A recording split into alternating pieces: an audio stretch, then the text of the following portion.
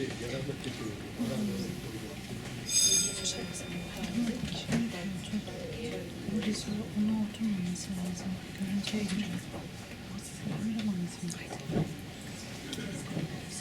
everyone, and welcome to this admittedly solemn occasion, where we gather to commemorate the International Day of Remembrance for the victims of the Srebrenica genocide.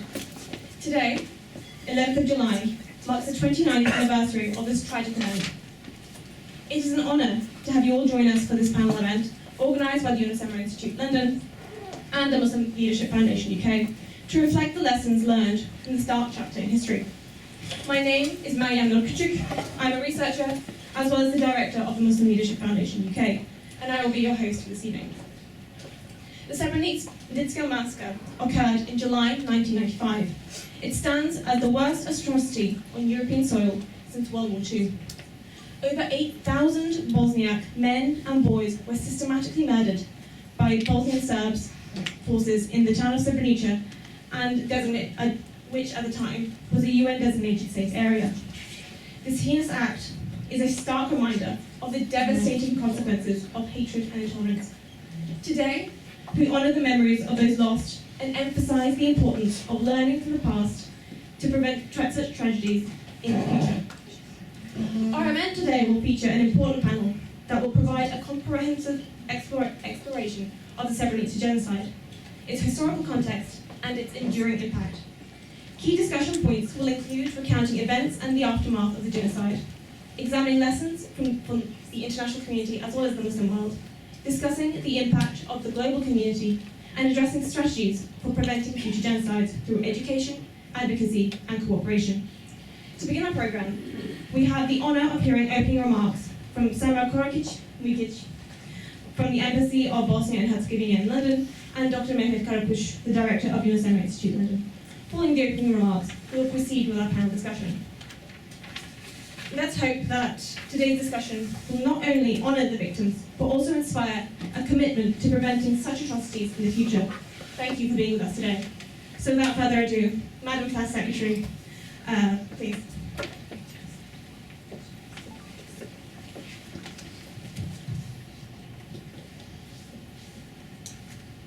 Ladies and gentlemen, distinguished guests, respected survivors. Thank you for being here for today's commemorative event for victims of Srebrenica genocide. I thank the Director of Yunus Emre Institute, Mr. Mehmet Karapush, for organizing this commemorative event, one of many organized in London, UK, Bosnia and Herzegovina, and whole world, during Memorial Week and Month for Remembering Victims of Srebrenica genocide. Thank you for your invitation, and thank you for organizing this panel dedicated to a very important theme for the whole world, Srebrenica Remembered, Lessons for Justice and Peace. Today, thousands attended the ceremony at the Srebrenica Memorial Center, marking the 29th anniversary of the Srebrenica genocide, as 14 more victims were laid to rest, while commemorations were also held across the region, Europe, and whole world. We gather here today in solemn remembrance of one of the darkest chapters in recent human history, the Srebrenica genocide. Nearly 3 decades have passed since the horrific events of July 1995, when over 8,372 Bosnian Muslim men and boys were brutally murdered in what was intended to be a safe haven under the protection of international forces. As we reflect upon this tragedy, it is our collective responsibility to honor the memories of the victims, support the survivors, and draw essential lessons from this atrocity to ensure that such horrors are never repeated. The Srebrenica genocide stands as a stark reminder of the destructive power of hatred, intolerance, and indifference. It exposes the catastrophic consequences when humanity fails to uphold the principles of justice, equality, and mutual respect. The genocide was not merely an aberration of war. It was a meticulously planned and executed act of ethnic cleansing, a crime against humanity that sought to erase the very existence of people. Genocide never just happens. There is always a set of circumstances which occur or which are created to build a climate in which genocide can take place. 10 stages of genocide explain different stages which led to genocide. At each of the earlier stages, there is an opportunity for members of the community or the international community to halt the stages and stop genocide before it happens. These stages are classification, symbolization, discrimination, dehumanization, organization, polarization, preparation, persecution, extermination, and the last stage is denial. The perpetrators or later generations deny the existence of any crime. Today, we must reflect upon a significant milestone in our collective journey towards justice, accountability, and remembrance. On 23rd of May, General Assembly of United Nations adopted resolution on Srebrenica genocide, designated International Day of Reflection and commemoration for the victims of the Srebrenica genocide.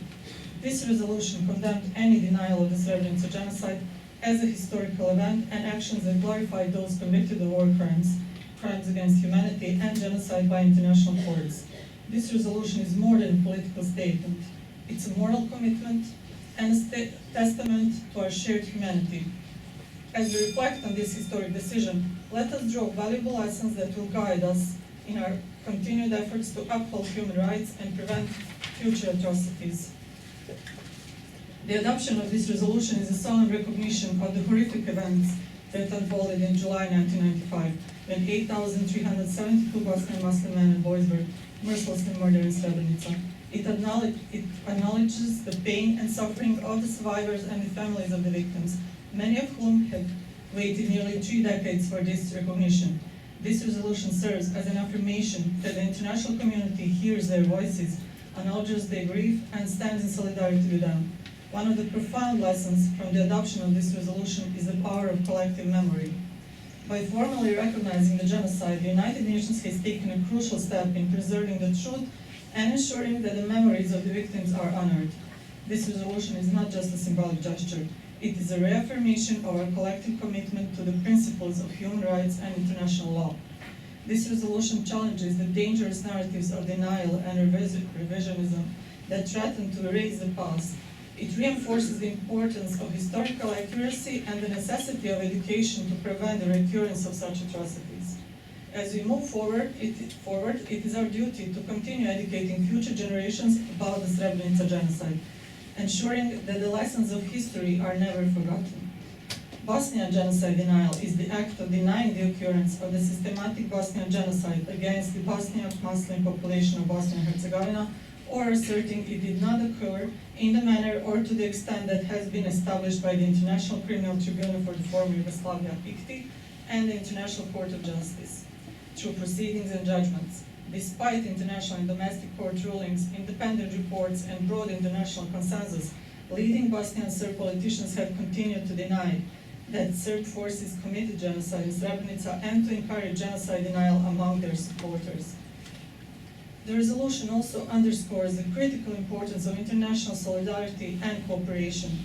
The failure to prevent the Srebrenica massacre highlighted the limitations of the international community and the catastrophic consequences of inaction. This resolution is a call to action, reminding that we must stand united in the face of injustice and oppression. Moreover, this resolution serves as a catalyst for justice and accountability. For the survivors and families of the victims, this resolution is a beacon of hope. It acknowledges their sufferings and validates their enduring quest for justice and recognition. Their resilience and courage in seeking justice and speaking the truth is a testament to the indomitable human spirit and inspire us all. They remind us that even in the face of the darkest evil, the light of truth and justice can prevail. As we honor their strength, we must also commit to providing comprehensive support for their ongoing needs, including trauma recovery, social support, and economic opportunities. The resolution is a reminder that our efforts must extend beyond words to tangible actions that improve the lives of those affected by the genocide. One of the conclusions of this resolution requests the Secretary General to establish an outreach program entitled the Srebrenica Genocide and the United Nations, starting its activities with preparations for the 30th anniversary in 2025, and also requires the Secretary General to bring the present resolution to the attention of all member states, Organization of the United Nations System, and civil society organization for appropriate observance.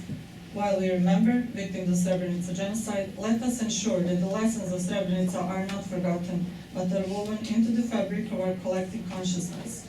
And let us honor the spirit of the UN resolution of May 23, 2024, as today we recognize First International Day of Reflection and Commemoration of the 1995 genocide in Srebrenica, Bosnia and Herzegovina, by working together to build a world where such atrocities are impossible.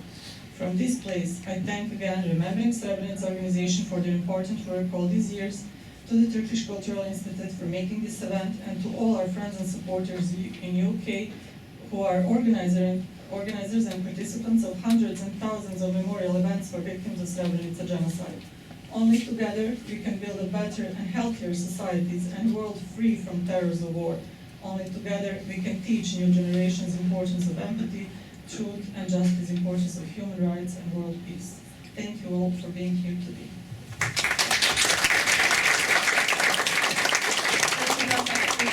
For those poignant words. I would now like to invite Dr. Mehmet Karakush, Director of Yunus Emre Institute London, with his opening remarks as well. Assalamu alaikum warahmatullahi wabarakatuh. Ladies and gentlemen, distinguished guests, friends, I'll keep it short. Samra has already set the scene. So thank you all for being today as we gather to remember and honor the victims of Srebrenica genocide. Your presence is so powerful testament to our collective commitment to justice, memory, and pursuit of a world where such atrocities are never happen again. And today we commemorate the lives of over 8,000 men and boys who were brutally murdered in Srebrenica in July 1995. This was not merely a tragic consequence of a war, but a premeditated act of genocide, recognized as such by international courts. In the face of such overwhelming loss, it is very easy to feel despair.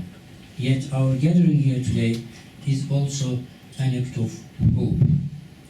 Hope that through education and awareness we can foster a world where diversity is celebrated and human rights are upheld. In remembering Srebrenica, we also pay tribute to the survivors whose strength and resilience inspire us all. Their courage in the face of unimaginable pain calls us to support them in their ongoing journey of healing and justice.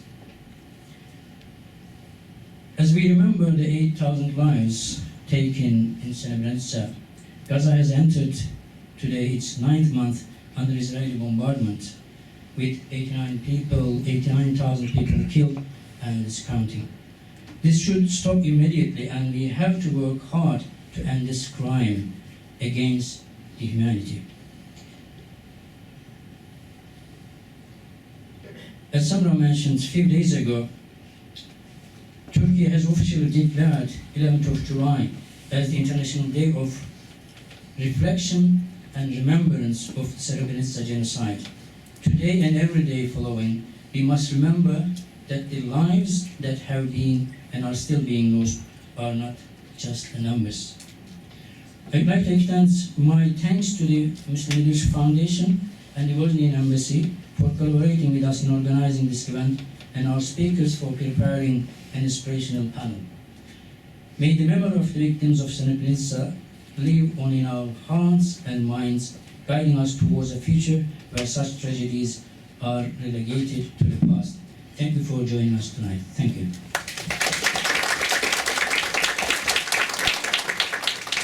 Thank you, Dr. Karakush. Now we move on to our panel.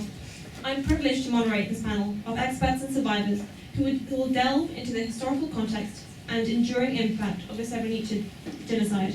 Our panelists include Sami Hamdi, the Managing Director of International Interest, Dr. Aidan Hehir, a reader in International Relations at the University of Westminster, Anisa Bulyusamit Kustura, I'm so sorry, my pronunciation is not my strong suit, a genocide survivor and researcher who's also a writer and educator, Dr. Sheila Osmanovic, a survivor of Sarajevo and an academic, as well as Sara Pukic, who is a genocide survivor from Srebrenica. We aim today to have a more engaging and conversational format. We will firstly be asking Shayla and Anisa and Sarah a few questions on their experiences and give space for them to provide their own testimonies. I'll then turn to Sami, Aidan and Anisa to provide their analysis of the longer-term impacts and responses of the international community. At the end, I'll bring everyone in together before opening the floor for questions. But as this is a conversation, please do feel free to jump in when you feel. And I just have to mention this is a large panel, so we have to limit the responses we give, but this is a topic that is extremely important and can be discussed for hours. We will try not to do that. So, without further ado, I turn to Shayla, Anis, and Sarah. This is, of course, a space for you to discuss your experiences and provide your testimonies. So, again, feel free to understand my questions and answer my questions as you please. And I will start off with an admittedly difficult one. What do you believe the world should remember from these genocides and the events that occurred after Bosnia? What are the most important things they should take away? Well, I think the number one key thing that we can take away is that the world has clearly not taught its lesson. We have gathered here today, we have gathered in years past. I've led events, panels, I've heard politicians come on stage and gather everyone to tell them how what happened in Srebrenica, what happened in Bosnia is a lesson for humanity. It is a lesson that we should learn from. It is a lesson that we are learning from. Yet the events that have been occurring since October of 2023 have shown us that sadly the world has not learned its lesson. I think a big consequence or a big reason for that is because the truth of the Bosnian genocide has never really fully been told. It's been told in fragments and pieces. We speak about Srebrenica as an isolated act, and we don't talk about what happened before or after. Yes, of course, Serb forces entered the UN safe zone, and within a matter of days and weeks massacred over 8,000 Bosniaks. But prior to that, back in '89 and in 1990 and in 1991, Serb paramilitary groups were trained, were provided weapons. Weapons were hidden in Serb villages, in their homes. In 1992, before the siege of Sarajevo even began, Serbs were leaving the city en masse. And we woke up one day to find that our neighbors and friends had gone, and we didn't know why until April. And then the bombs started raining down on Sarajevo. And then the city was shelled anywhere between 300 times per day up to, I think, one of the longest days was July 1993. It was shelled in a single day. It was shelled close to 4,000 times. And then Visegrad happened, where in a matter of just a few months, the entire Bosniak population, which was the majority of the town, had been completely ethnically cleansed. People were burnt alive, rape camps were set up, concentration camps were set up. And so went on in Prijedor, in Zvornik, in Bjeljina, all throughout Bosnia, wherever Serb forces, whether they were the Yugoslav People's Army, whether it was the Vojska Republike Srpske, or whether it was paramilitary groups, they went from town to town, city to city, village to village, until they got upon Srebrenica. And there they committed a horrific atrocity, a horrific act of genocide. But genocide is not a singular act, it is a process. And the process in Bosnia started in the 80s with the propaganda, with the hatred. The process of genocide in Palestine has been going on for the past 75 years. This is just the most recent cumulative act of it. It's a lot more apparent, it's a lot more abrasive. But that is the biggest reason, unfortunately, that we have not learned our lesson. We continue to speak half-truths, we continue to tell half-stories. We never sit down, we never have this ability to fully think about the history within all of what it contains and entails. We think about it in matters of acts rather than as a process, and as I said, genocide is a process. Even today, I think of Bosnia as continuing sort of a genocide, not a physical one, no, but a sociological one, a political one. This past week, for example, the Serbian army was camped out in towns and villages in Bosnia, a foreign army on Bosnian soil, and nobody said a thing, nobody did a thing. On the week of the anniversary, that is an act of threat. By any other country, it would be interpreted an act of war, and yet unfortunately, nothing was done. And so these sort of acts are going to continue to happen until there is, unfortunately, probably a repetition of what happened in the 90s, because we've seen that happen throughout history elsewhere. So until we actually sit down and fully learn these lessons, as we like to call them, until we're able to fully think about the truth as it is, not as politicians tell us it is, until we're able to really connect all the pieces and look at genocide as a process, as a lifelong process. Humanity is not going to learn its lesson. Sorry,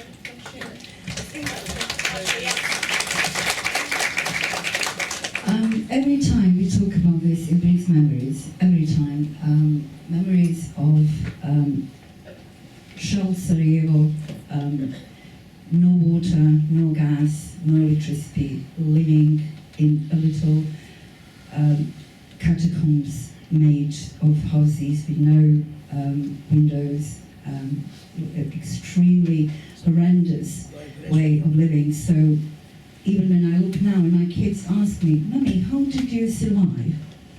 I'm thinking, that's such a good question. And the answer is, I have no idea. I tried to look after myself. How do you look after yourself when you have bombs going all around you? How do you do that? How do you go around the town, normally, going to school? My parents went to work. I went to school. I was asked to go to school under the bombs and shells because we tried to normalize the war. We tried to normalize something that is extraordinary. Not having water to brush your teeth, for example, not having water to drink, to wash, but you've been asked to go to school. So, in a way, there are two angles to that. One was that we still are there, we are surviving. We don't want to give up.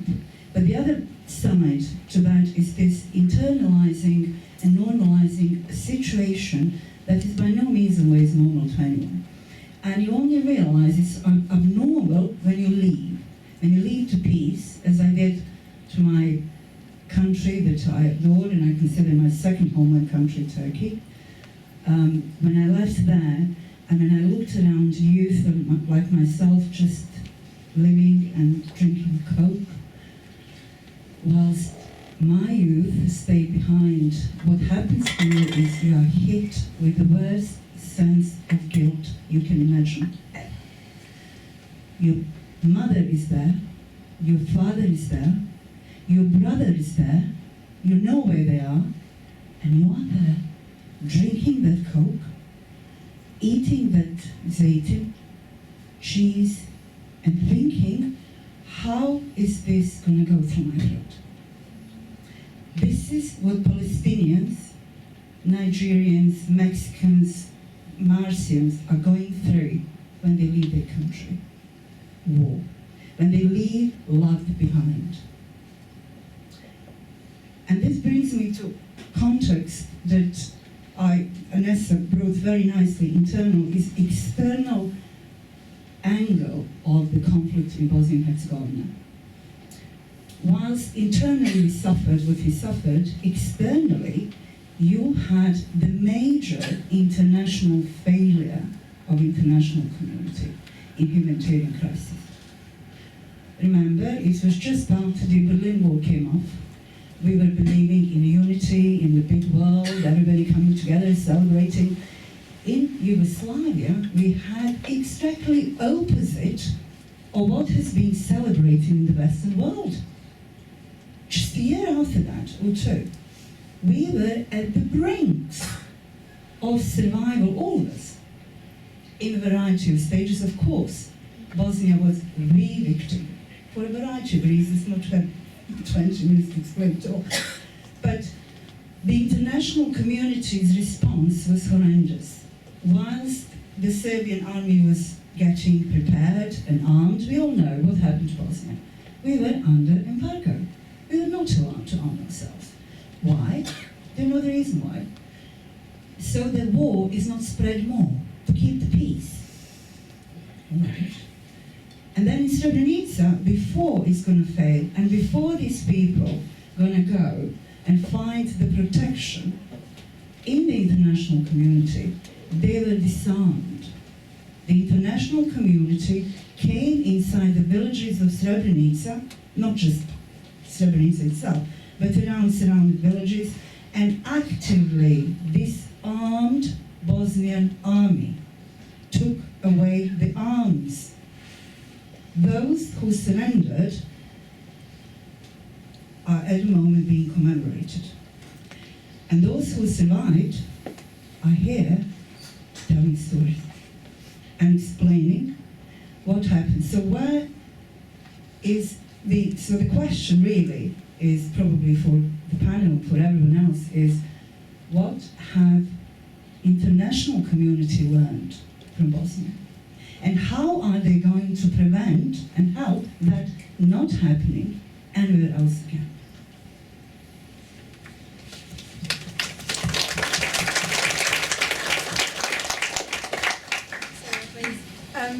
Hi everyone. So for me it's slightly different just because I was born in 92, so I'm one of the children who doesn't have recollection of what had happened at all. And I always say it's a bittersweet curse almost, because parts of me always wish I somehow did remember something, at least, you know, a tiny portion of what did happen, but another part of me is grateful that I don't have those horrific images every time I close my eyes and go to sleep at night and remember all the awful things that happened. And as was mentioned, in terms of what's going on now in Gaza as well, just because someone's seeking help from a foreign country doesn't necessarily mean that that person, you know, wants that help. They are in that situation because they were put in that situation by the world, allowing things to happen, by the world sitting back and watching these atrocities take place.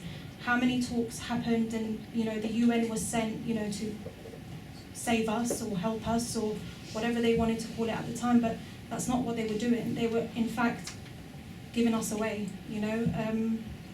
So yeah. Go ahead. No, that's okay. Some of it, no, it's okay. Oh, no, did you hear me? Was it on the mic? No, I didn't hear you. Just Oh, no. It's not. keep going. It's your turn to speak. You were just It's talking okay. about the next All right. question. I kind of like, the question kind of fizzled out, so I was trying to Oh, like, what was the no. question again?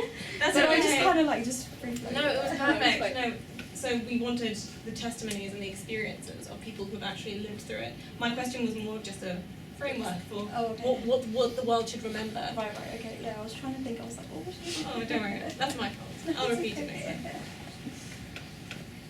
Do you want me to continue? Oh, Yeah, okay. you I can can continue. Okay. So with me and my story, sorry about this, guys. With me and my story, like I mentioned, I'm a 92 baby. My father was killed at the beginning, at the start of the war. Because it was at the beginning of the war and where he went missing, we were told by neighbours and friends that grenades were placed in those areas. So it's likely that where they were walking through the mines or the graves, the grenades they had blown up. So with him, the chances of being found are very slim, as we're seeing, you know, we're seeing fragments of people being found now in mass graves all over Srebrenica and surrounding Srebrenica. So the chances are for him being found are very slim. However, I'm still hopeful, and I do hope that someday something is found. In regards to my mother, she was 17 at the time when the war broke out, and she had just had me. I was about 3 months old. At the time, I don't know what to call it postnatal depression, call it a war breaking out, call it your husband, you know, being murdered, killed, and then, you know, being left with just this newborn baby. So she ended up leaving me. So I was then orphaned by one parent and left by another. But where we were staying at the time, it was pretty much all families were living under one roof, just to kind of feel that security and safety, as we see now in Gaza, where everyone is, the testimonies of these survivors, where they're saying we're all in one house, just because we feel more safe that way, or if we die, we will die together. So I have an aunt who basically said, if nobody wants this child, then I will take her for myself. And she had already, a few months prior, had lost a baby girl due to situations and circumstances of the pregnancy. So for her, it was almost as if God had taken one child just to provide her with another. And she took me on, she brought me up. It's very difficult when I see her tell the stories, because she's the one that carries a lot of the trauma, and she has a lot of the stories.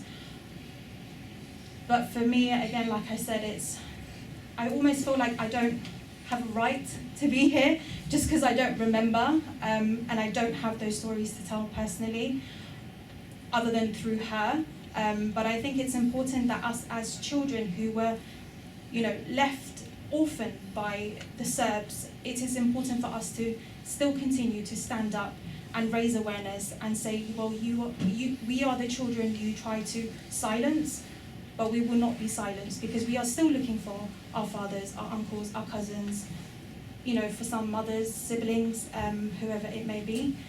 So yeah.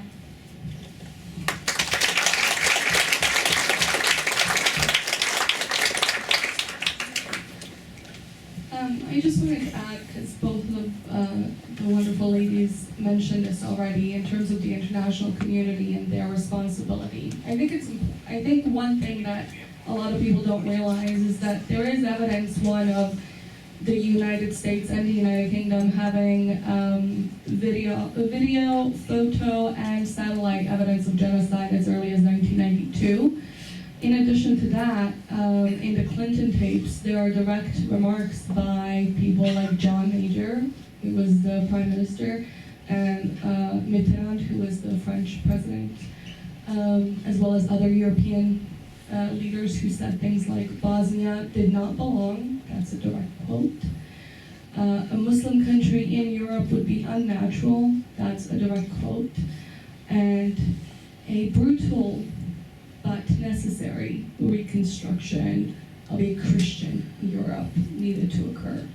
So those three are direct quotes quoted by European leaders at the time. And I think that's really important to remember when we're talking about Bosnia. The arms embargo could have been lifted, the genocide could have been prevented. There is not a single genocide that has happened in the history of humanity ever that could not have been prevented. The Holocaust, the Bosnian genocide, what's happening in Palestine currently, every single genocide is able to be prevented, but people must act, governments must listen, politicians must be held accountable. Absolutely.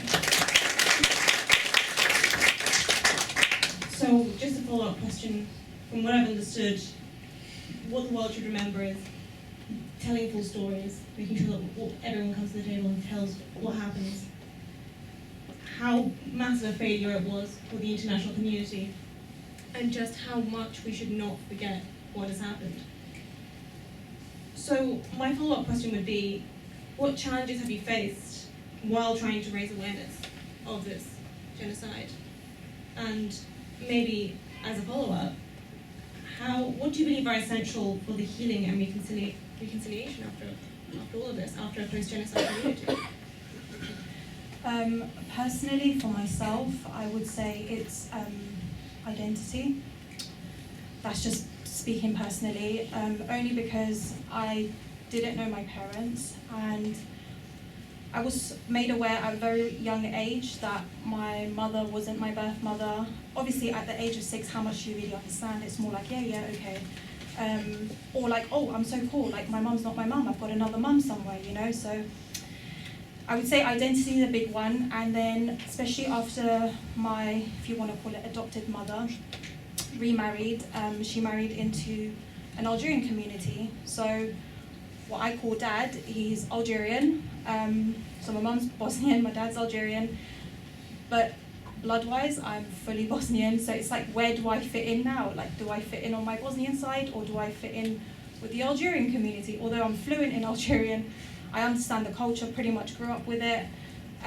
So yeah, I would say identity is a big one for myself personally, and healing-wise, I don't think you can ever heal. I think you can try to self-heal, but there will always be that wound that no matter how many plasters you put on it, they always come off, because something somewhere down the line will remind you of who you are, what you've been through, what your family's been through. You know, even just today watching the burials and seeing, you know, all those people there, although they may not be related to me, but it still touches me that that's my people, that's what they went through, this is what's happened to us. So in terms of healing, I don't think any of us will fully ever heal.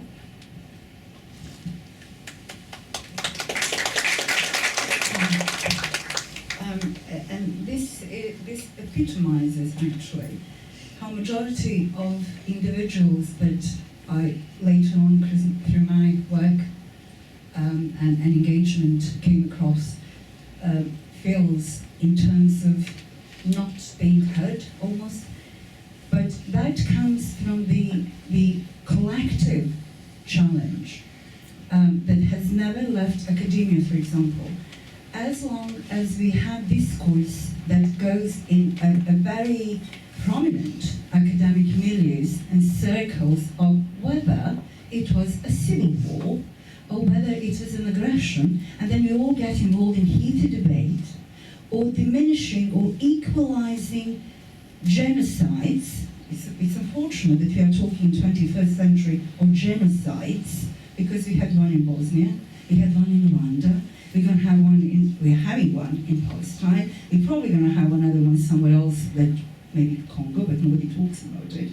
So the academia that bears the responsibility of explaining the situation, explaining the challenges, contributes to the fact that we have still challenges of, but it hasn't happened really that much. Oh, was it 8,700? No, it was 6,500. And then what happens, you have exchange of narrative. So rather than talking about whether genocide should have happened at all, you're talking how many. And then we get engaged in, oh no, it wasn't that many numbers, because it's very easy to manipulate discourse. So as long as in academia, that was my first shock when I came to London to do my further education. In Turkey, of course, I was sister, and it was completely different treatment. Wherever you go, you are the Bosnian sister, and they stand up, and it was amazing how we were treated. And then I come to London, and all of a sudden, I am a refugee, which I wasn't actually at all. I came with my own money, so I couldn't have been a refugee. But I had to prove that, you see. And then we had a discourse quite often. And I'll tell you a story, the first shocking story in the University of Westminster.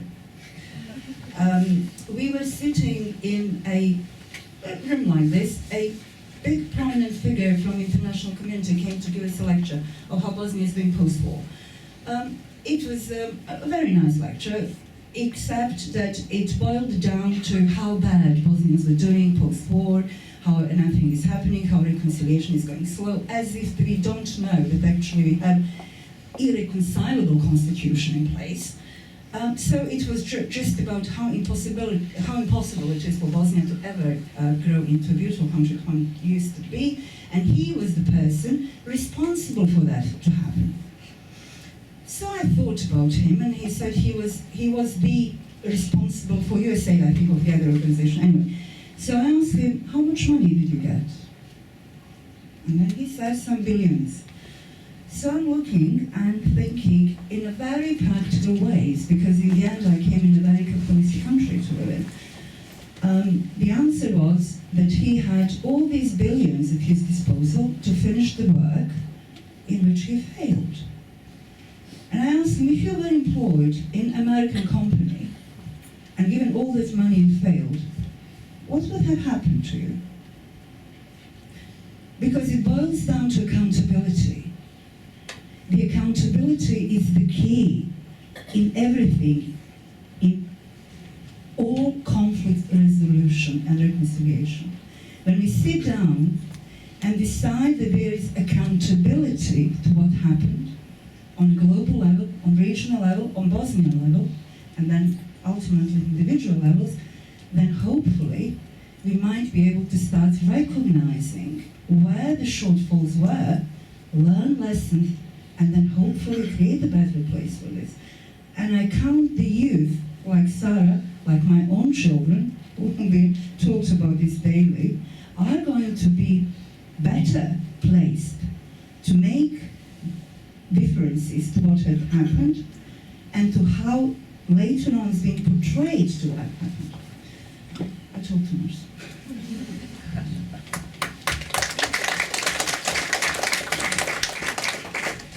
I think there's two sort of main challenges, right? There's like your personal strife that you go through, becoming a refugee, becoming displaced, losing my grandparents, aunts, uncles, best friends, to the genocide was obviously something that's going to stay with me forever, for the rest of my life.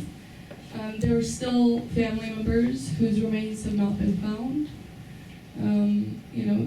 Just as Shayla said, they stole my youth. For me, it was they stole my childhood. I moved to the United States because we were one of the families that really wanted to. We didn't want to leave. We refused to leave. So we stuck it out during the war and the genocide, and we stuck it out some more. And then we had one last chance, and we were officially kind of hopeless. Our home was burnt down. We had nobody, nothing, and we ended up becoming official refugees and moved to the United States. And then I realized that actually there was countries where there was peace and children just got to be children, and they didn't have to think about, they didn't have to give their DNA for forensic analysis so that they could match you with your grandfather or your aunt or your uncle or your cousin or your brother or whoever it is. But we had to do that.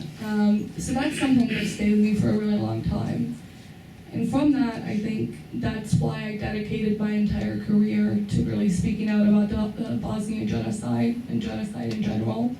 I went to school, I did sociology, I did psychology, and then I did Holocaust and genocide studies. And I learned so much because I wanted to be the expert on my own story. I was exhausted by the fact that there was all these panels and there would not be a single Bosnian on the panel. There would not be a single Bosnian scholar. And I knew they existed because I was reading them. I was reading the Bosnian scholars, the Bosnian academics. I was reading stories of survival from people who actually were there, who experienced it.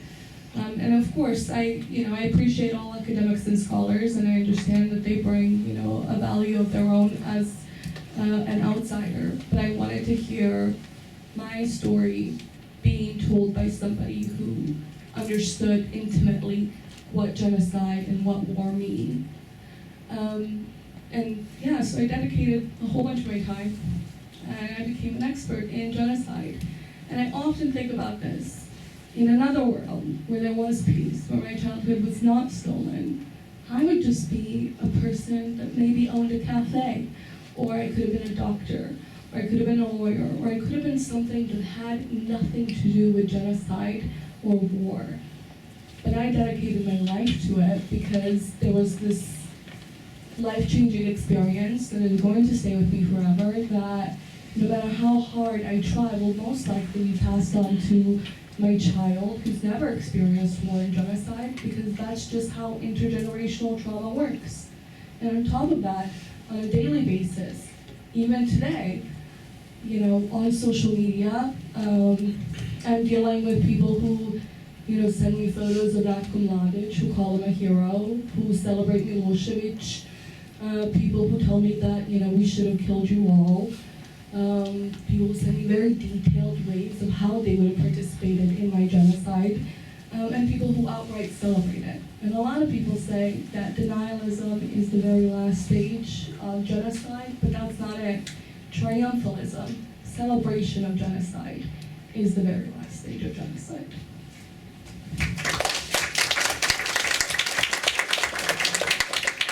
Thank you all so much for sharing your personal stories. Genuinely incredibly moving. and I am, quite honestly, in awe of each one of you, not only because of your strength, but because of the analysis and the coolness and the collectiveness in which you talk about it, and your actions since then. So thank you so much. I'm now moving on to Sami Hamdi. I will let you introduce yourself, however you think. But my first question to you will be about the British Muslim community. And as these panel members have very aptly described, the impact of what happened in Bosnia and Srebrenica had reverberating impacts across the world. And that includes here in Britain. Can you talk about that a little bit, please? Thank you very much for having me. Thank you for those testimonies. Thank you to the organizers for having me.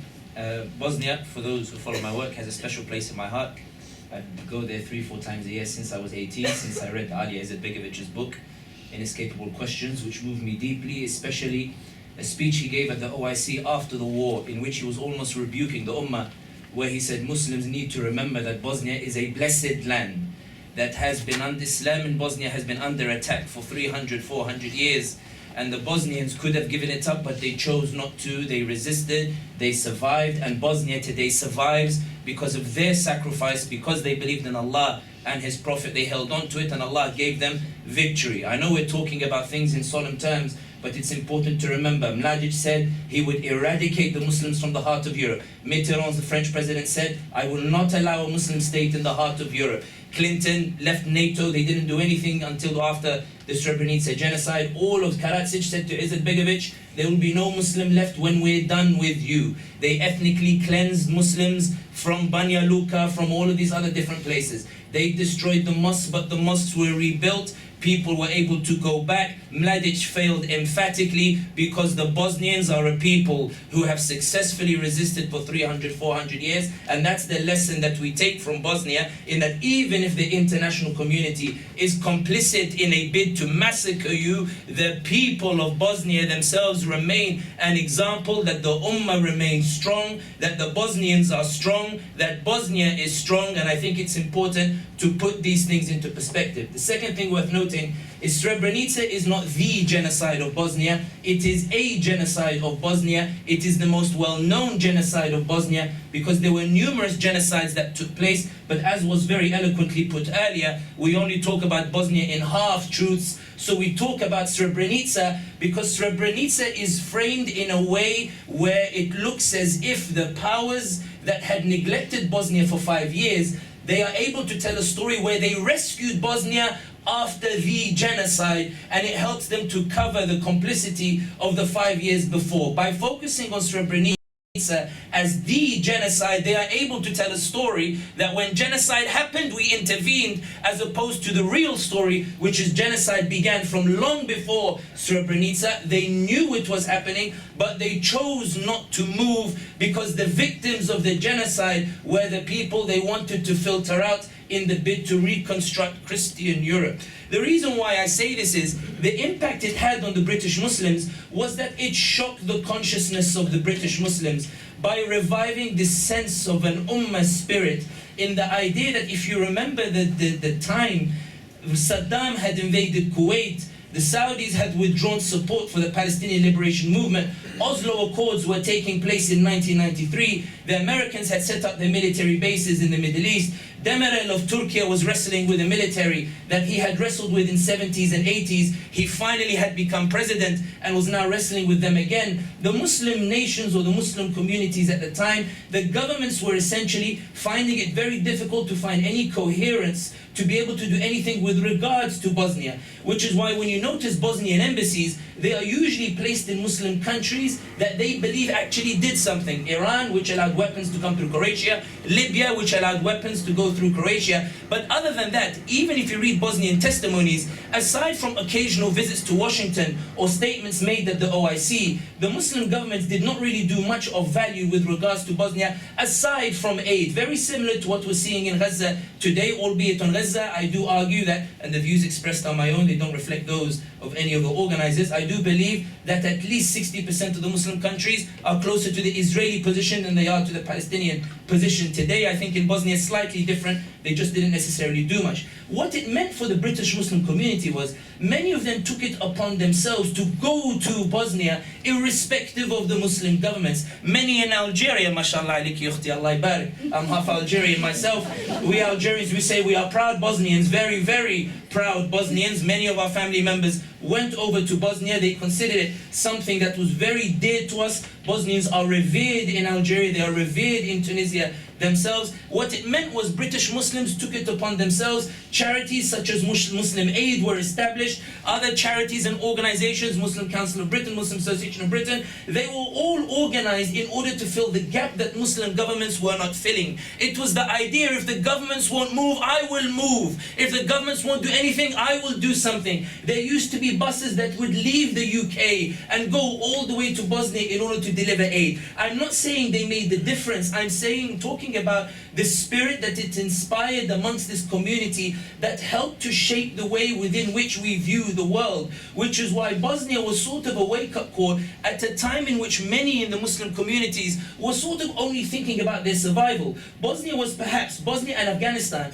they were perhaps the first examples when the communities were able to look beyond their own individual survival and ask themselves, how can I contribute to moving forward? And that's why for homes such as mine, I grew up in a household where they told us the stories of Bosnia. They told us the story of Izetbegovic. My father spent 12 days with him in Sarajevo. We were told the stories growing up. You go to these Desi households, Pakistanis, Indians, they will tell you the story of Bosnians because they were the ones organizing the buses that were going there. And that's why I think, as we see with Gaza today, the Muslims are not waiting for governments. The Muslims are moving, raising their voices, protesting, desperately trying to send aid, desperately trying to apply pressure, desperately going to the media, desperately using social media, which I think would have made a huge difference. Because I think the reality is that, and I'll finish on this point, what the British Muslim community ended up doing is not only was it inspired, it was also able to tell the stories passing down. Whereas an 18-year-old, I'm not 18 now, if I look at when he goes to Bosnia,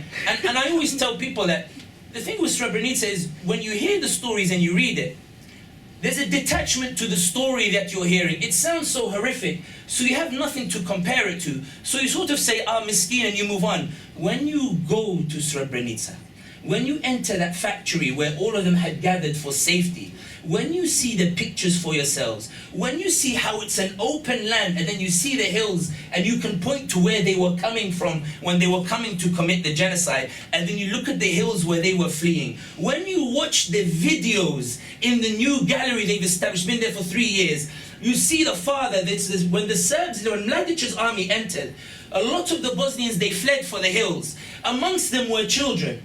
The one of the army, they found a father who was unable to flee, an old, skinny, frail father. And they said to him, call your sons down from the hill, and we guarantee your safety and their safety. The father goes and shouts, sons, sons, they said if you come down, they will spare my life. Sons, he calls out, sons, if you come down, you can see him. And they're recording and laughing at him as he's calling out for their sons. It's such a vivid video. And he calls, what do the two sons do? They make the mistake of coming down the hill and coming to the army and saying, we're here, spare our father. 3 bullets in the head, 3 bodies in a ditch immediately after they come down. One of our closest friends, I won't mention his name because I don't have permission to attribute the story to him. One day we were sitting, because my wife and I, one of the main destinations we take people to as part of her travel company is Bosnia. It's our best-selling destination. One of the guides we have, he's from Mostar. So one day there was an academic trying to tell the story, and we all know academics sometimes a little bit. So he panicked when he realized that the audience was falling asleep. So he stood up and he said, guys, look, let me tell you honestly, yeah? We Bosnians, we are broken people. Let me tell you about myself. In Mostar, when the Croats decided to make a deal with the Serbs to split Bosnia, so the Croats, they gave the names of all of the Bosnians fighting against the Serbs. My father's name was on it. One day we get to knock at the door of my grandfather's house. They knock on the door of the grandfather's house. They say, where is your son? Bring him out. My grandfather says to them, my son is not here. And he said, I came out as a 4-year-old. I said, Dada, Baba is upstairs. I came out as a 4-year-old. I told him, Dada, he calls his granddad, Baba is upstairs. They bring the father, drag him from upstairs. The next morning, they find the father in a ditch with a bullet through his head. I tell him, Habibi, it's not your fault. He goes, but if I had kept my mouth shut, Yasami, if I had kept my mouth shut, it wouldn't have happened. But the world, the reason they didn't intervene, when Slovenia split from Yugoslavia, it got the support it needed for independence.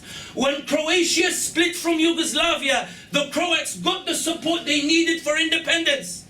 When the other countries split from Yugoslavia, they were Christian or they received the support. When Bosnia split because it did not want to be part of a racist, ethnocentric state, they watched the Muslims being massacred. And even in the Dayton peace agreement, the two central pillars of Dayton, where the first one was, don't let Bosnia go to Russia. The second was, don't allow Muslims to exert majority power. And that's why they rewarded ethnic cleansing by creating an autonomous region of the ethnically cleansed areas, and they called it Republika Srpska.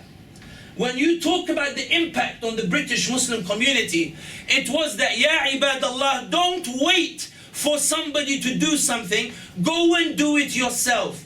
Don't wait for a leader to emerge, go and be the leaders you want. Don't wait for the governments to do something, for as we see in Gaza, you will be bitterly disappointed. Go out and do it yourself. That's the lesson that the British Muslim community learned, and that's why I'm proud to be a British Muslim. Thank you, thank you.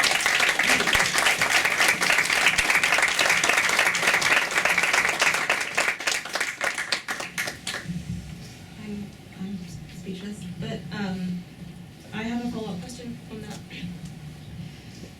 So, analysing the response of the, as you did outline, the Muslim world to the genocides multiple, what are the strengths and the weaknesses of Islamic solidarity during these times of crisis? How can these insights be enhanced in future, especially now? I always argue that, in my personal opinion, I always argue that the Muslim Ummah has never actually been weak. It's always had the resources to be strong, but to access those resources requires a certain price of struggle that then allows it to be glorious. Because Muslims often refer to a hadith by the Prophet Muhammad sallallahu alaihi wasallam, in which the Prophet said, one day, the enemies of the Ummah will gather on you as if you're on a feast on a plate. And the Sahaba, his companions, ask him, will we be many on that day or will we be weak? Will it be because we lack resources? Or will there be another? He said, you will be many. You'll have resources, you'll have manpower, you'll have money, you'll have everything you need to be strong. But your hearts will be afflicted with wahan, a love of comfort, and you will despise death, not death in the actual meaning, but you will despise anything associated with sacrifice, anything associated with struggle. You will be averse to it, and you will always favor the preservation of comfort over the struggle that is necessary to achieve what is great. Because when I look at Bosnia, and this is the point I always make to people whenever we bring them to Bosnia, the reason we take them to Srebrenica on the first day is to show them what was. Then we would take them to Sarajevo, we show them what is, which is that minarets are there, the mosques are there, the Muslims are there, the Bosnians are there, because they continue to survive. And I always say the best story to say, when I remember the first group we ever took, we went to Ghazi Huzrev Bey Masjid. For those Arabs, Khusrov. So Ghazi Huzrev Bey was the governor in Sarajevo at the time, 1532. So the group, when they went into the mosque, they looked at it. There are nicer masajid in Turkey. So I thought when they go in, I will have 1 hour and a half off. Me and Nadim will go grab a coffee. The Bosnian coffee is very strong, but nice and bitter. And then the group went in, they prayed 2 rak'ah, they came out. Nadim says to me, brother, what's going on here? I told them, I know what's wrong. Watch this. I went to the group. I said, guys, do you know where you are? They said, yeah, it's a nice masjid. Took a few pictures. I said, guys, in 1532, a man stands where you're standing, and he says, Allahumma, I have no kids to inherit after me. So I leave behind this waqf. I leave behind the masjid, the madrasa, the library, and these shops to provide it. Allahumma, accept this from me until the day of judgment as a substitute for the fact I have no kids. 100 years later, Ottomans lose in Vienna, and then they sign the deal, and they leave, and they go back. The Austro-Hungarians come in, they shut down a number of mosques, they shut down a number of waqaf. Ghazi Huzrev Bey's masjid is untouched. Then the Austro-Hungarian Empire becomes the Yugoslavian Kingdom. Yugoslavian Kingdom divides Bosnia into 9 Banvinas, 9 provinces. They make the Muslims the minority in each because they're concerned about their capacity to organize. They close down a number of Muslim associations. They don't touch Ghazi Uzra Bey Masjid. Then Yugoslavian Kingdom becomes the communist regime. In 1936, a communist philosopher is asked about the Muslim question. Why is it these Muslims have an identity that transcends ethnicity? Explain it to us, and how should we deal with it? He published a report in 1938 in which he said the best way to deal with it is to shut down 95% of Muslim associations, arrest all of the student Muslim leaders, execute half of them, put the rest in hard labor, and shut down the ability of the Muslims to propagate this message. Ghazi Uzra Bey Masjid is untouched. In 1980s, Yugoslavia starts to break apart. Karadzic, Mladic, Milosevic, they come in. They start hitting a number of masajid here and there. Ghazi Uzra Bey Masjid is untouched. I told them, guys, I'm not a Sufi, but I would say this is a dua that is answered by Allah. They went in, didn't come out for 2 hours. The point is, it's the stories that come to life. The stories make you appreciate it. The stories make you realize the story of Bosnia, which is not one of sadness and tragedy,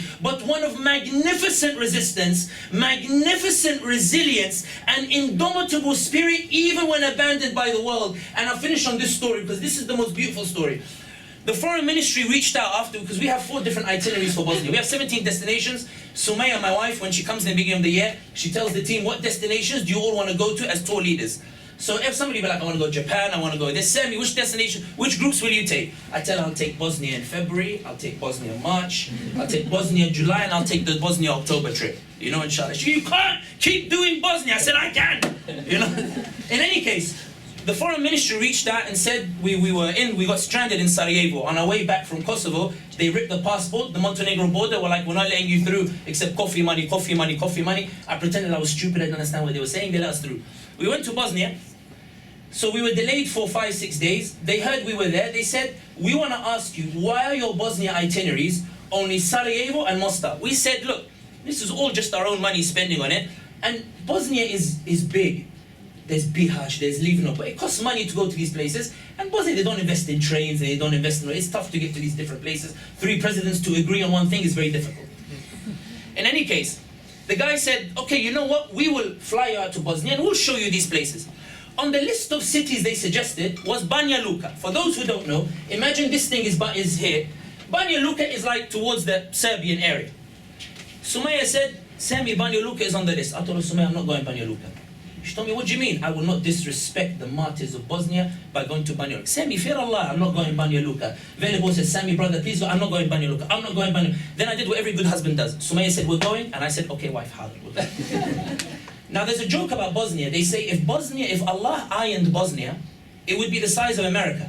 Because Bosnia is up, down, mountain up, mountain down, mountain up, mountain down. So we're going in Travnik at the time. Travnik, for those who don't know, there's a mountain in Travnik. I think it's Vlasic, the mountain is called. Karadzic used to say this is the Cape of Greater Serbia. The reason the international community panicked was not because of Srebrenica. They panicked because the Bosnians, when they took that mountain, they weren't supposed to take it. Militarily, they weren't supposed to have the ability. When they took it, the mountain allows you to advance and retreat easily. When they took the mountain and suddenly started bearing down, that's when the international community went, hey, stop. You're actually winning. No, stop. Now you have to make peace because you're winning. In any case, we're going to Banja Luka. And I'm going in astaghfirullah, Allahumma, please forgive me, Ya Rab, this wasn't us. We're not staying in Banja Luka.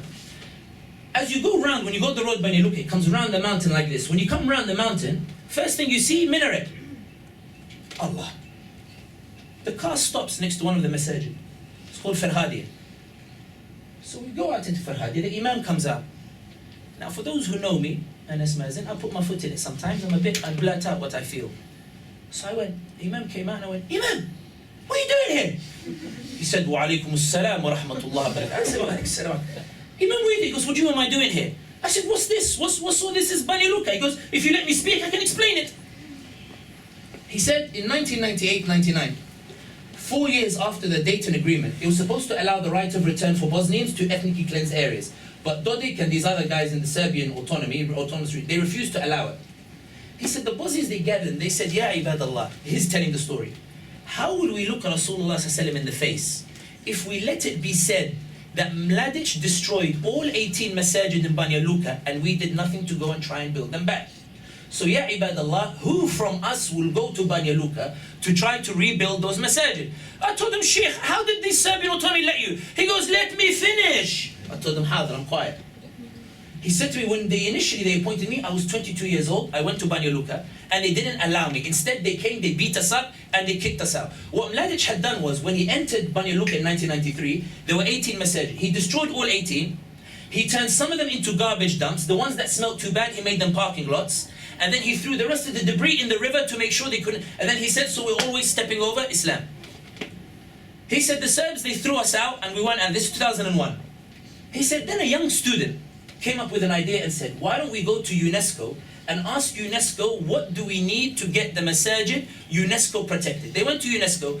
UNESCO said you need about 65-70% original materials. These Bosnians got together, fundraised, bought 18 parking lots, dug up original materials, and in March this year, they finished the 18th masjid.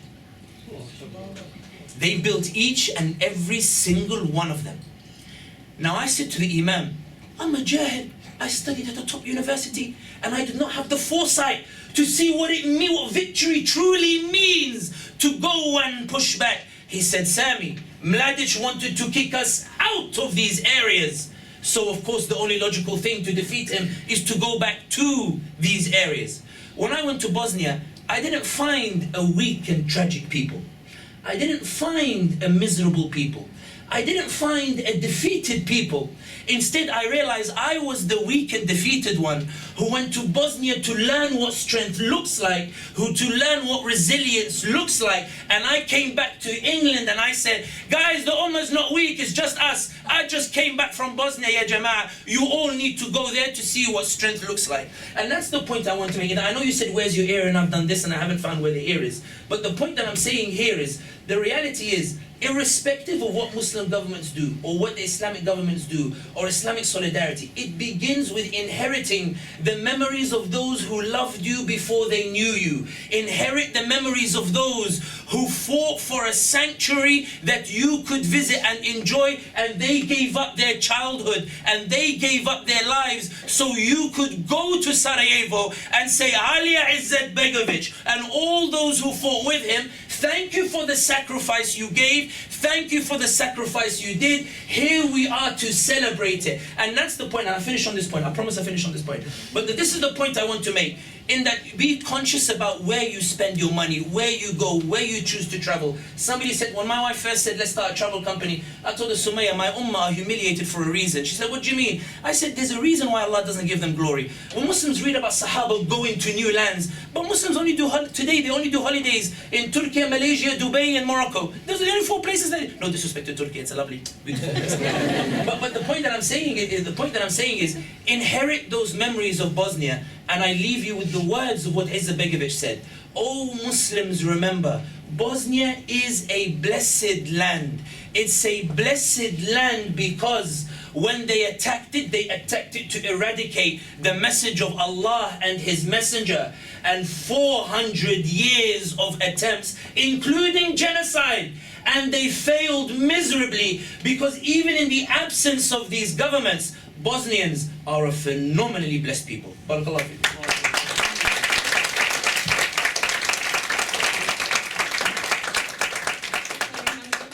An incredible energy as always. Thank you very much. And absolutely pertinent to point out how when I went to Bosnia myself this year for Ramadan, and when I say it was one of those spiritual enlightening experiences of my life, I am not kidding, and I hope to go every Ramadan. But let's see. Thank you. So now we move to Dr. Adrian Pahia. He is a reader in IR at the University of Westminster, and I'll let him talk about his own research himself. I don't want to butcher it. But my first question to you will be, from an international law perspective, how would you critique the mechanisms that were in place to prevent the Srebrenica genocide? What reforms are necessary to enhance the international community's ability to prevent and respond to genocides? Let's get a bit more academic now. Thank you. Yeah, thank you for the invitation to speak here. It's really nice to speak to an audience that's not academics. I was talking to somebody, I was at the memorial event in Birmingham earlier today, and I was talking to somebody there about that, about how disillusioned I became with academia, and still am, really. You know, academia exists as a small little bubble and tends to talk about itself. And it talks about Bosnia, and it talks about Kosovo, and it talks about other places, but it very rarely goes there. And I've been one of the, and I'm not the only one, but one of the academics that has thought, well, I should go to these places. I should actually meet these people. I should talk to these people. And I can say for sure that having been to Bosnia, having been to Kosovo, having gone to various different sites throughout Europe where atrocity crimes were committed, it had a profound impact on me, much more so than reading any academic books. And I would strongly urge any of you who haven't been there to go to the Memorial Centre in Srebrenica, in Proceedings, where the UN base is. I've been studying atrocity crimes and genocide for about 25 years, and like I said, I've been to many places where terrible things happen, but there is something extraordinary about the Memorial Centre. You know, really, you can't explain it. There is just a sense in the air, really, that if you can get the opportunity to go there at all, maybe go with one of Sammy's tours, you could go there, but it is really worth going there, and it left an indelible mark on me. And I wrote a book about it, The Flowers of Srebrenica, and all the proceeds from that book go to the charity Remembering Srebrenica, in an effort to try and give something back and to try and express some degree of solidarity with the people who suffered so terribly, as we've heard so eloquently this evening. In terms of international law, you know, the reason we have laws and the reason we have democracy isn't because we're inherently good. It's because we know we're capable of evil, and we have to have some restraint on human behaviour. If humans are left to just do whatever they please, they will do evil things. And in many countries in the world, we have created a system that enables us, within reason, to exist safely, to have a degree of freedom, to have a degree of personal safety, because we've created a legal order that has laws, but also has the means of enforcing those laws in an objective way. Now, at the international level, we have laws, right? So what happened in 1995 in Srebrenica was illegal, very obviously illegal. But then, if it was illegal, why did it happen? Why did nobody stop it? And the main difference between international law and domestic law is that international law doesn't have an impartial means of enforcement. There isn't a police force, there isn't an army, there isn't even an impartial body with the duty to enforce the law. The enforcement of international law is fundamentally political. It's down to the permanent 5 members of the UN Security Council. So when they're presented with a particular case, they don't think about it in legal terms, even though they are supposed to abide by the law. They don't think of it like that. They think of it in terms of, what's in it for me? Who are these people? Where is that country? And then when you go back to Bosnia in 1995, the answer to all those questions was, as we've heard, these people are not really European. They're Turkish, they're Ottoman, they came here, they're not really part of Europe. They are also Islamic. My God, they're not like us at all. There's also nothing particularly important in Bosnia. There isn't oil there, there isn't the natural resources that we desperately need. And therefore, all these things conspired against the Bosnians. And they were allowed, therefore, to be killed at Srebrenica. But I think, as a number of people have mentioned here as well, it's essential to remember that Srebrenica was the culmination of years and years and years of violence. The siege of Sarajevo, it got to the stage when I was in Sarajevo talking to people about this as well, and they were saying that, one guy said to me, we could see that you guys in the West were getting bored of watching the siege of Sarajevo. It dropped off the news. It was just, first 2 weeks coverage. 2.5, 3 years later, nobody cares about it. So we lost interest in it. The international community didn't care about it. And Srebrenica happened because of that. It happened because people had become, there was a lack of political will. There wasn't the political mobilization domestically, and the governments knew that they could ignore this particular situation. And there's just two final things to say about that, really. First of all, it would be nice to think that we were sitting here today commemorating something terrible that happened in the past but wasn't happening now. It is happening now. It's happening now in Gaza. Most of my academic peers that write about human rights and all that, they've said nothing about Gaza. They don't talk about it because they think it's bad for their career. And when you stand up and say this is genocide, people say, oh God, I don't think you should have said that. People are still scared to talk about that. Genocide is happening now today in Gaza. But the other thing to remember is that bad things don't only happen far away. The Reform Party got millions of votes in the last general election. They're a racist, fascist party. They spread hate about, in particular, Islam. And it's not just a Reform Party. Think about what former Prime Minister Boris Johnson said about Muslims. And he went on to become Prime Minister of this country, and we tolerated that. We increasingly, in the world that we live in today, tolerate hate speech, whether it's Trump or it's Boris Johnson, whether it's a Reform Party, all these kinds of things. It's emerging again in the West. And the final thing to say, the people who were responsible for the genocide in Srebrenica were aggressive Serbian nationalists. Aggressive Serbian nationalists are now in power again in Belgrade. President Vučić, the president of Serbia, said in 1995, if they kill one Serb, for every one Serb they kill, we will kill 100 Muslims. And that man is now the president of Serbia. We have Dodik in charge of Republika Srpska. We have Belgrade and Serbia today increasingly interfering in Bosnia and Kosovo. In September last year, a Serbian militia attacked the Kosovo police force. They were sponsored by Serbia. What was the international community's response to that? Nothing. Kosovo has been sanctioned. Serbia has not been sanctioned. The hate speech from Serbia, the hate speech from within the West itself, is increasing tenfold. And I'm extremely worried about what the next few years will hold for Bosnia and for Kosovo if this trend continues. Because international law isn't going to stop it, and the kind of political leaders that are in power across the Western world, whether it's in Hungary, whether it's in the United States, are increasingly overtly racist and Islamophobic.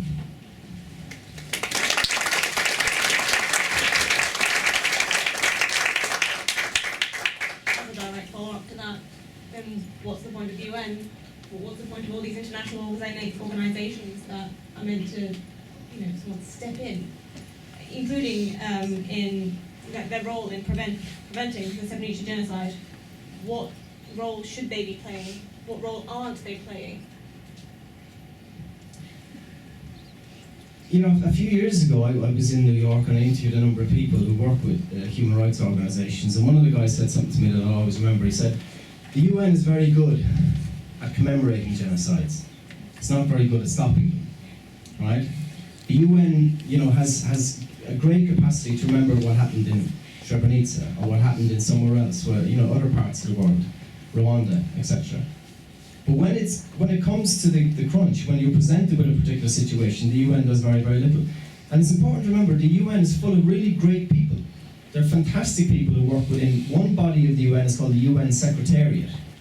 That's made up of people who don't represent states. So they're there to work for the UN for the betterment of humanity. But unfortunately, the UN's capacity to act is dependent on what states allow it to do. Now, it's not just states, it's also 5 particular states, the 5 permanent members of the UN Security Council.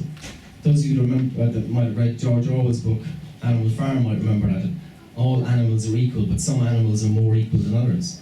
According to Article 2.1 of the UN Charter, all states are equal, but they're clearly not. There are 5 states that are not. They have more powers.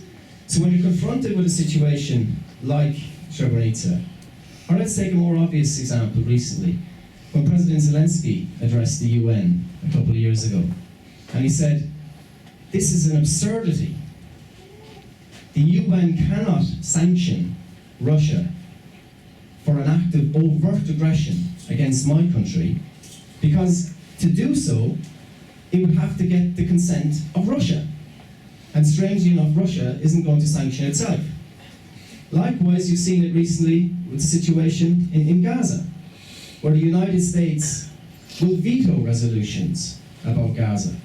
And it's not just recently. Obama vetoed resolutions on Gaza in 2012, 2013 as well.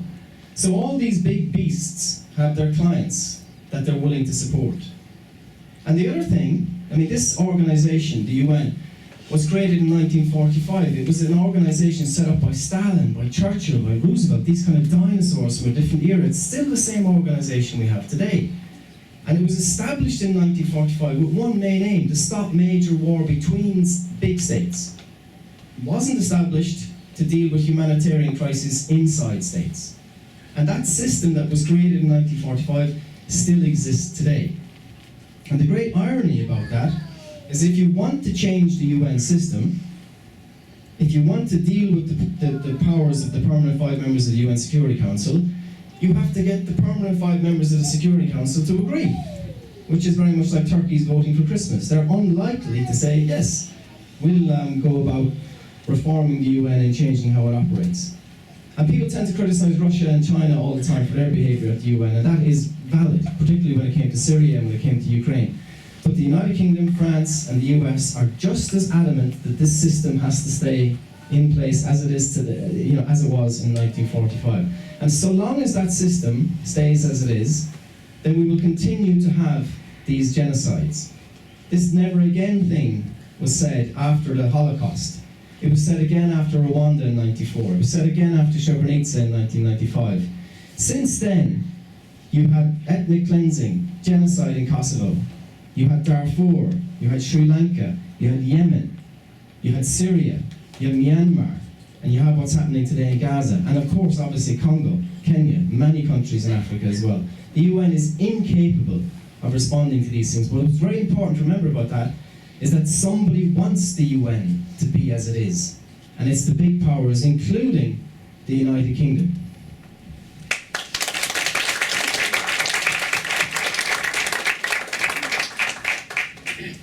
I mean, you guys can take it away.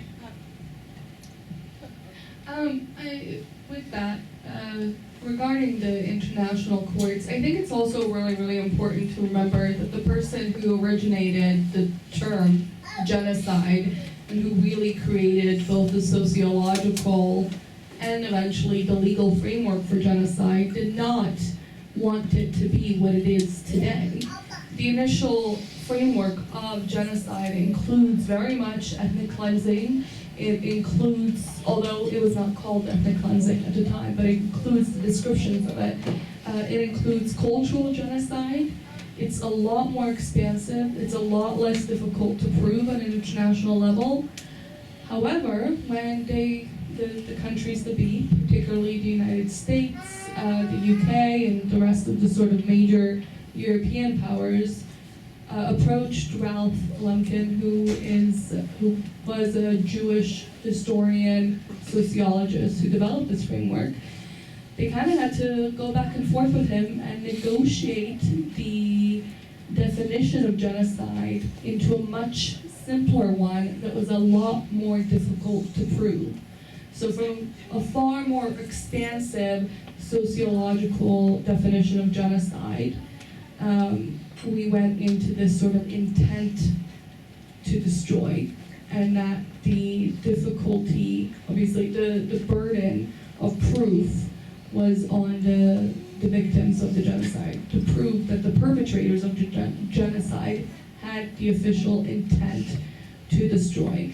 And the way that the international law kind of solidified that is that, yes, you have to, it's all these 5 things, and you have to prove that they have the people who killed you had the intention to kill you in whole or in part. The reason they did that was so that the United States, the United Kingdom, and other former European colonial empires were insulated and protected, so that the people who they colonized, the people who they enslaved, the countless genocides that they committed, particularly in against the indigenous people in America, particularly particularly against, for example, like the German genocide of Hanerno and Nama, so that they would be protected from those genocides and from Black people and Indigenous people basically filing lawsuits against them. So the entire point of us having the definition of genocide, which disqualified basically most of Bosnia as a genocide and localized it to a singular act in a singular place out of everything else that transpired in the country, is because the powers that be decided that this was going to be the definition of genocide that they were going to use so that they would be protected. So international law has a really, really long way to go, which is why I usually refer to it as the Bosnian genocide. It's also why I don't say the genocide in Gaza. I say the Palestinian genocide or the Palestinian genocide in Gaza. When I spoke about this at the beginning, it's really, really important that we say the full truth, that we actually speak the full name of what something is. I've always referred to it as the Bosnian genocide, and I hope that, you know, when you guys walk away from here tonight, you will do the same.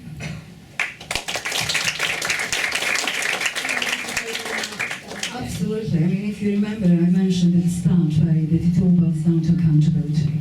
And the easy way to get away with accountability is just to give these fancy definitions. And then you start getting academia involved in milieus and discussions whether it was intent or purposeful intent, or you then start giving various stages, and then you describe it in 10 stages of genocide, to the point that you actually have to clarify that if you wanted to be killed, then why will you say that we killed? It gets to nonsense like that. Mandate of United Nations is the peacekeeping force is ridiculous. It makes no sense, because they are sent to a place to keep peace, to a place of war. So the purpose, there is cross purposes at the start. When you send the peacekeeping troops to a place where there is a war, there's no peace to be kept. There's just war to be won or lost, or continued, or perpetuated. The double standards that my colleague mentioned, they of course extended from 45 now to nowadays to the Iraq war, the first invasion, and to also the way how Muslim governments, as opposed to Ummah, reacted to the Bosnian war. It's very little written, except in my dissertation that is somewhere sitting as unpublished yet. The skirmish and the battle between Iran and Saudi Arabia that was won and taken place during the Bosnian conflict. It was a huge conflict between these two countries. And that's the problem for the Ummah. It's the problem because then Ummah, or people, cannot present the demands to the governments of the 5 permanent members of security state in a unified voice. Then they become divided, and that they can't present the needs of the population that became ravaged by war like in Bosnia. One of the conditions for the Dayton Peace Agreement to be signed and then funded heavily by the government, one of the permanent security member government, was that Iran and all the forces of Iran, they had to leave Bosnia. And they did. And that was the part of why the Dayton Agreement was signed. Bosnia has now, is a dysfunctional state. It is the experiment of international constitution and law. Because in a country, you have a republic and you have a federation. And both of these distinctly separated legal entities, because republic is a legal entity existing in its own right. So is the federation, American Federation of Federal States. So is the Republic of Algeria or any other one. Exists in Bosnia, quite opposite to what they are supposed to present, and they're quite often at cross purposes. resilience of Bosnians, I just want to make something that is probably not known. It goes back to Middle Ages, to dark Middle Ages, the 13th century. Bosnia was the center of heretic studies in the 13th century. All the heretics from Europe, Lollards from England, Cathars from France, all the heretics, we don't know what heretics are because the definition of the heretics is kept in Vatican, and they never opened the doors for us to actually learn what these heretics are. But we have books, we know that they had huge similarities, spiritual similarities between them, and later on the similarities with Islam, when the Ottomans came and brought Islam to Bosnia, not at a larger scale, really. Islam has always existed in Europe, as we know.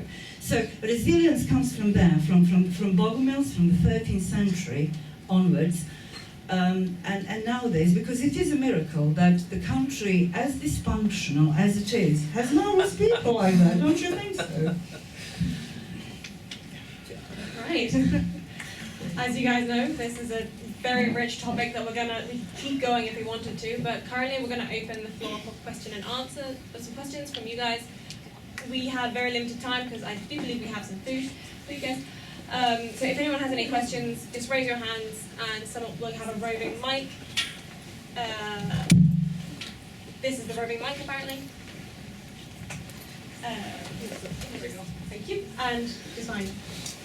I think it goes without saying that international law is, it goes as far as countries are obliged to it. And just touching on that UN topic, so I do wonder if the UN has become a proxy organisation. I'm not saying it has, I'm wondering.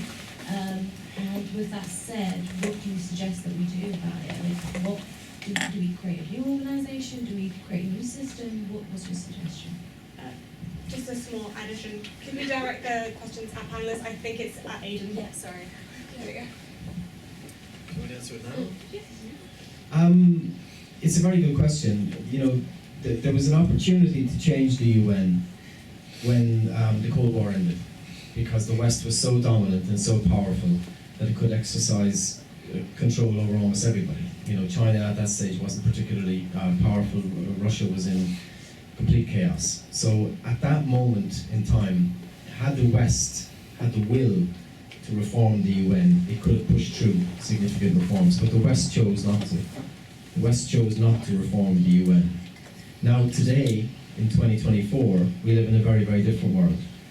In academic terms, that period was called unipolarity, where you got one dominant power. Today we live in a multipolar world. If you want to get any kind of reform or any change in the UN today, it's impossible. I wrote a book in 2012, I think, where I was suggesting what could be done to reform the UN. You know, that book might as well have been written 300 years ago. There's no way any of the things I suggested could possibly happen today. You know, and I would just reiterate what I said there, you know, earlier. We're living in a very, very, very dark time, and it's going to get significantly darker in the next few years. You know, the prospects of war in Europe, and I'm not talking about Russia and Ukraine, I'm talking about in the Balkans, have increased dramatically, you know, to the point where I'm very, you know, of the opinion that a war is highly likely in Kosovo and Bosnia in the next 2 to 3, maybe 5 years. The idea of stopping that war is you know, very difficult to imagine how that could be done. The idea of going beyond that and reforming the UN, it's impossible. The only kind of slight thing I would say that, you know, as a bit of hope, you know, there's the expression, night is darkest before the dawn. Things have to get very bad before they get good. And it may well be the case that the next conflagration, the next trauma that the international community goes through may well be so bad that we realise that we have to create something much more robust than the UN, because the UN, as it is at present, is a talking shop. Nothing happens there. Some things happen that are useful, but in terms of actually stopping conflicts before they start or after they started, its record is grim, absolutely grim. Can I just make a comment on that? I think it's also important to put things into historical context. And I always argue that for all of the flaws that we see in today's systems, they are very different to what they were 10, 20, 30, 40 years ago. 90 years ago, my father's Tunisian, my mother's Algerian. 90 years ago, the world was under official colonization. The United Nations was established at the time that was built on colonial powers preserving their colonial territories and their colonial gains, where they gathered together to discuss how to preserve a global order that protects colonial gains. The reason official colonization is not here anymore, it's not because the UN decided it, but because my grandfather, who was in the mountains, decided, you know what, forget the UN, I'm going to impose a new reality, and the UN ended up expanding and including these new countries that came in. The UN changed from its original conception into a conception that was contrary to what it was originally designed to achieve. The reason why I emphasize this is even as you go on later on, you know, the way all of these liberation movements take place in contrary to the global powers is, it's important to remember why there is such an aggression towards countries like Bosnia or aggression towards Gaza. It's not because Bosnia and Gaza are weak, it's because they present an idea of strength. Izetbegovic, the president of Bosnia, was asked after '95, what for you symbolizes the nature of the war in Bosnia and how it happened? He said, look how many mosques they destroyed. I dare you to find a church or a synagogue that was destroyed by our army, by the Bosnian army.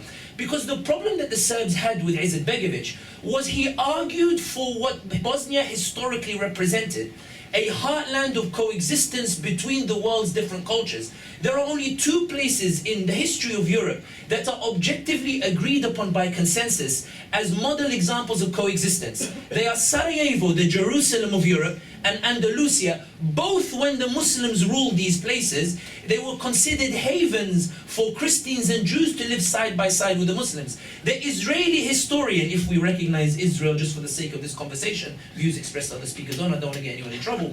But the point is, Abi Shleim says, he was asked in a podcast, can it be said that Jews suffered anti-Semitism in any of these areas where they lived side by side with the Muslims? And he replies emphatically, no, it cannot be said that they suffered the kind of anti-Semitism, nor any crime similar to what Europeans committed against minorities and the like. The reason Mladic hated Bosnia so much was not because they were Turks. He hated that his own people had embraced the ideas that Bosnia was supposed to represent, which is that we can live together, we can prosper together, and we can develop together as one nation. The reason why Isabella of Spain smashed Andalusia was to destroy the idea that everybody can live together. And that's why I always argue, I push back on the perspective of an almighty oppressive power versus a weak just power. There's a power in what you see in weakness. There's a power in Bosnia, there's a power in these places that terrifies the oppressive powers so much that they must go to war to eradicate these ideas. And that's what I meant when I said when you go to Bosnia, you realize it. There's a synagogue standing in Sarajevo, there's a church standing in Sarajevo. You go to all these different places, why are they preserved there? Mitterrand resented that European values could not produce the coexistence that it claimed to produce. And I finish on Izetbegovic's quote. He was asked by a media organization and said, when you see the Serbs massacring the Muslims and the Croats massacring the Muslims, why do you still hold on to this European tolerance that we can all live together? He said, hey. If he was Algerian, he would have said hey, but he didn't. He said, hey. He said, it's not a European tolerance that lets me call for a Bosnia where we can all live together. It's a Muslim Islamic tolerance that imposes upon me that we can all live together, we can live in one nation, for the Holocaust is a European phenomenon, it's not a Muslim phenomenon that calls for coexistence with everyone.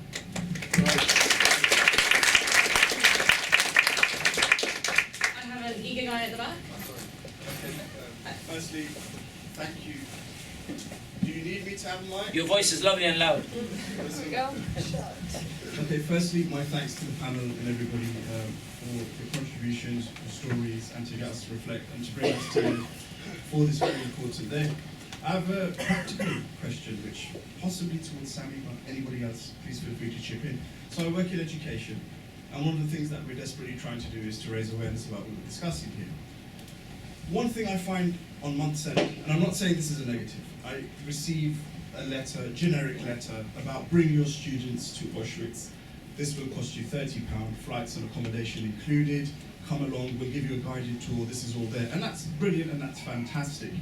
Are there similar programs that we can make use of in educational landscapes where our students cannot afford to go and visit Bosnia in ways that we would like them to visit? If there are, how can we access them? If there aren't, how can we establish them? So, thank you. Yeah, so I used to be the deputy director of an organization that's partly co-organized this, Remembering Srebrenica. Remembering Srebrenica has to date, I believe, educated over 300,000 British children through various sort of programs. They used to be a lot more active, so I think partly this is a funding issue. But one, you have Remembering Srebrenica, you have Srebrenica Memorial Center. So you have survivors come and speak to your class.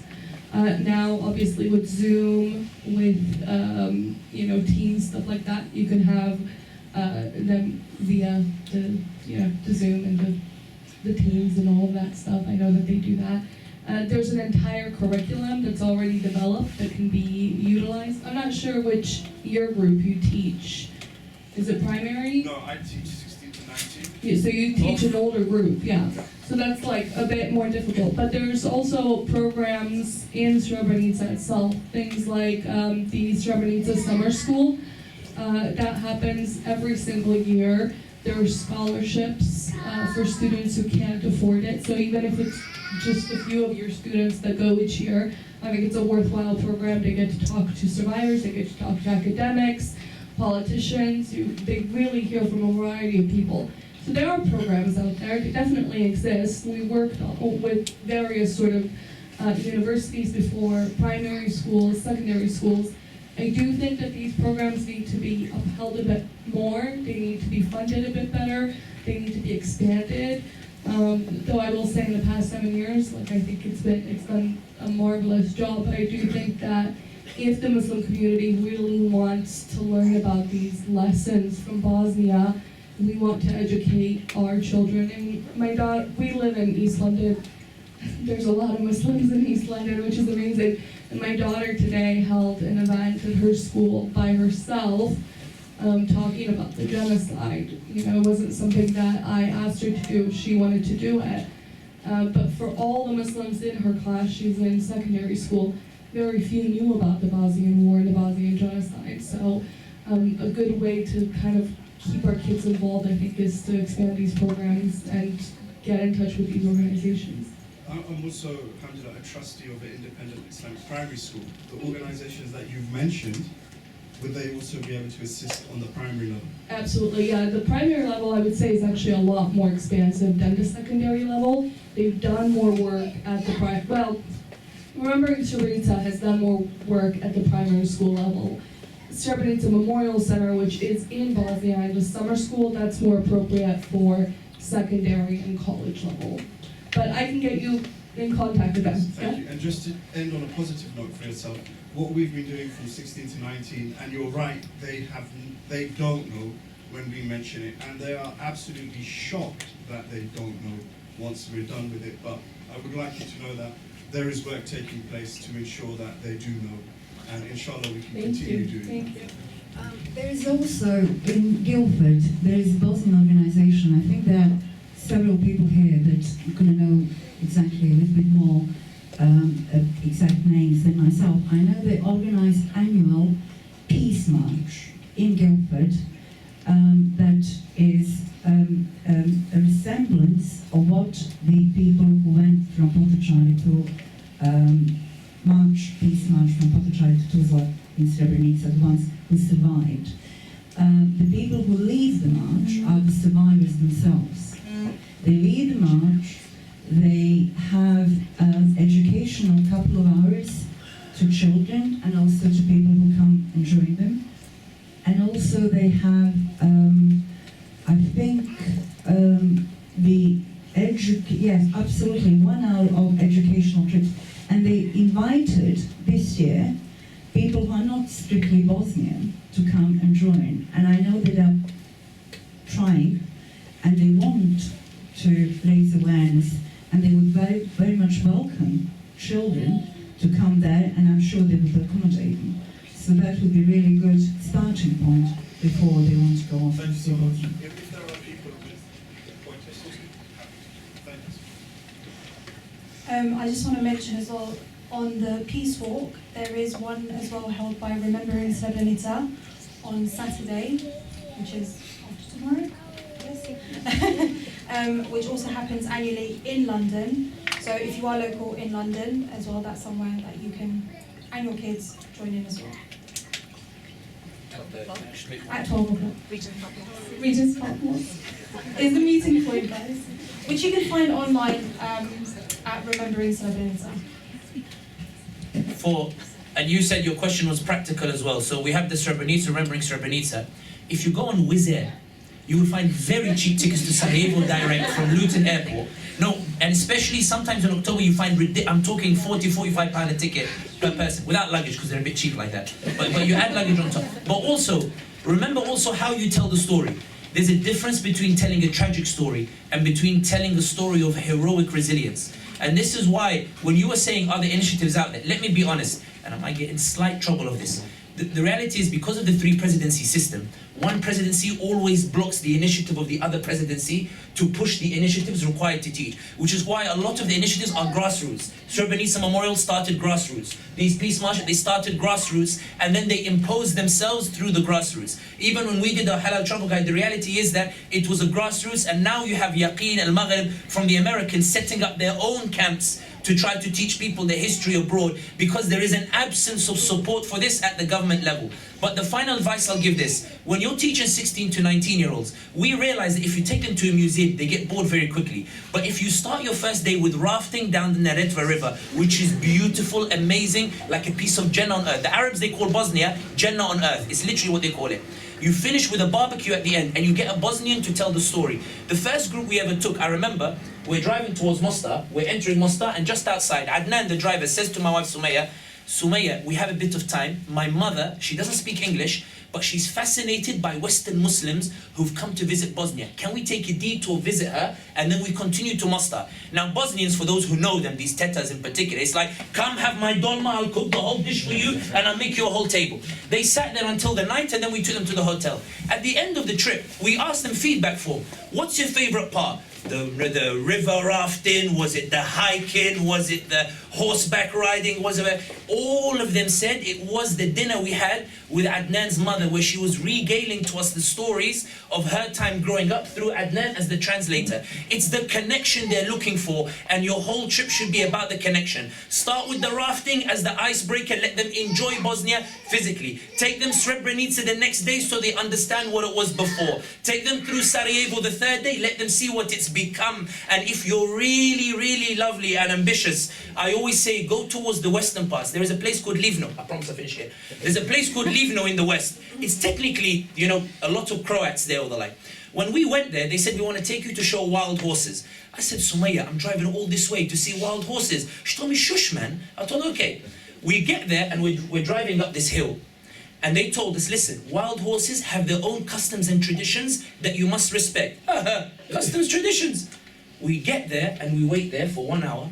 And then you see 2 packs, 50 horses. One on this side, one on this side. They come. The Bosnian guy says to us, wait. The leader of the pack will come down first. You will make an offering of an apple. If he takes your apple, he will go back and bring the herd down. Uqsimu billah. I was mesmerized.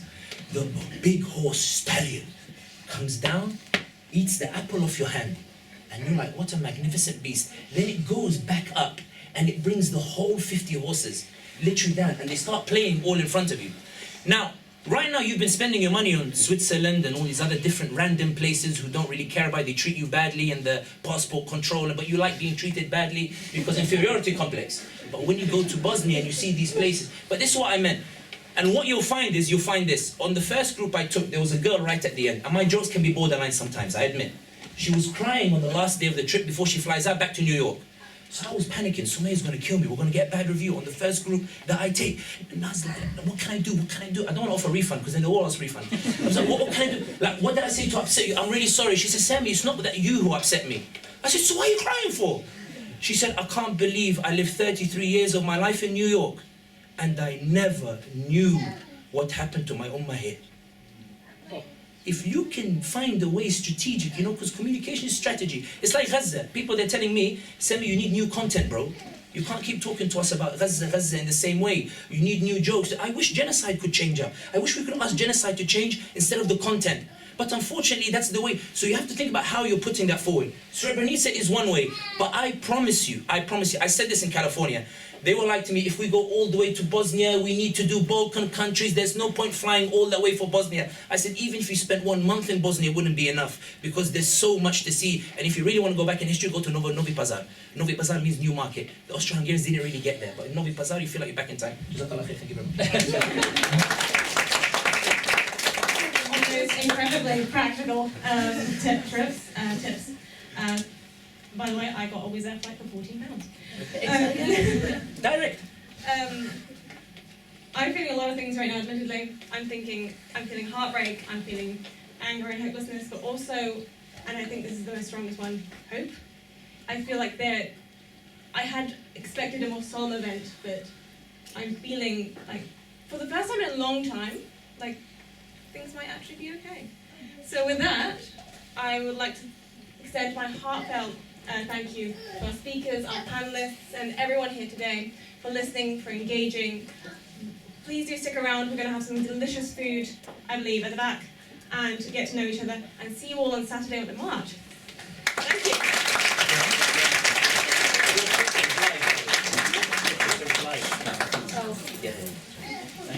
Oh, thanks.